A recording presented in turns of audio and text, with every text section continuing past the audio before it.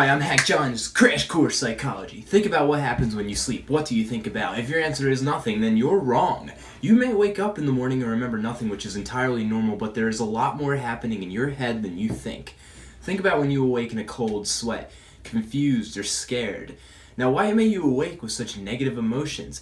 It could be because you're like me, and you're full of the most deepest regrets a man can harbor. Or you may have just had a totally wacky, wild, bad dream. Yes, today we are talking about the unconsciously explorable world of dreams.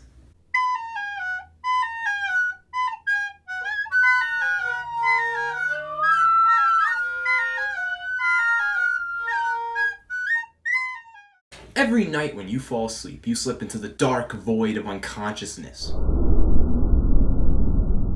Many mornings you awake and merely feel refreshed, ready to take on a new day. Other mornings, you awake with either vivid or fleeting memories of a bunch of stuff that never even happened, because you know why? It all happened in your dreams.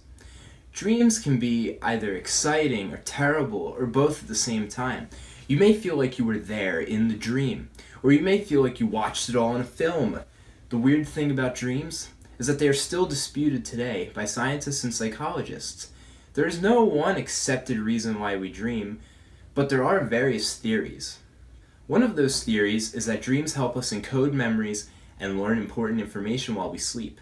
A less complex theory states that dreams exist for us to reflect on our lives. My favorite theory states that dreams are like simulations of situations for the brain to experiment with. When you dream you're in some kind of dangerous situation, whether it be a fight with a bear or a global disaster, it's so your brain can put your survival instincts to the test in a safe environment. Now you may wonder, can we interpret our dreams? Do they mean anything at all? Sigmund Freud thought so. He believed that dreams were the key to the unconscious mind, and he also believed that all types of dreams were a form of wish fulfillment, even the bad ones. Freud figured that by determining what type of wish was being fulfilled by the dream, facts about a person's unconscious thoughts could be revealed. However, today, Freud's ideas on the matter and dream interpretation in general are disputed. What we do know for fact about dreams is what conditions in the brain they need to take place under. There are a few stages of sleep that your brain cycles through. Of these stages, the one most important to dreaming is called the REM sleep. Is called REM sleep. During REM sleep, or the rapid eye movement stage, your brain functions at a capacity similar to that of consciousness. This is why your dreams can be so vivid. During this time, parts of your brain act as inhibitors, which keeps you in a state of sleep paralysis. This keeps you from physically doing the actions you do in your dreams. In an interesting experiment, a group of scientists destroyed the neurons of a cat's brain that were responsible for sleep paralysis. When the cat slept and entered REM sleep, they began to pounce on invisible mice and act very much as though they were awake.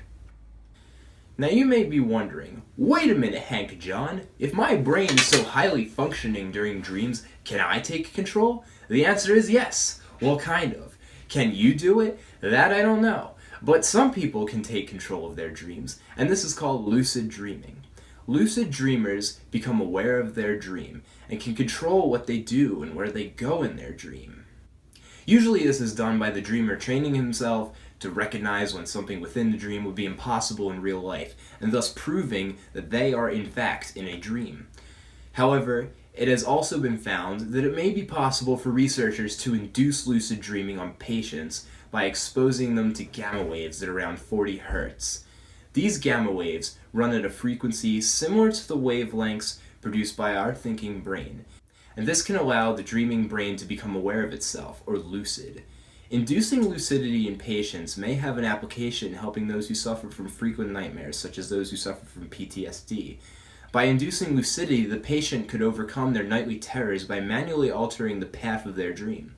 This could be an issue, however, because if the dreamer becomes aware that they are in a nightmare but cannot take enough control to change the course of the dream, well, that is just terrifying. So in short, dreams are fascinating. They happen to us all, and yet we only understand them to a certain degree. Next week, tune in. We're going to talk about puppies and why they always feel the need to bite us. And if you've been paying attention today, you learned that dreams are only partially understood tests of our abilities that happen during a spike of brain activity which we may be able to take control of ourselves. So go out there and dream a little. Now I gotta thank our crew who helped make Crash Course possible. That crew consists of me and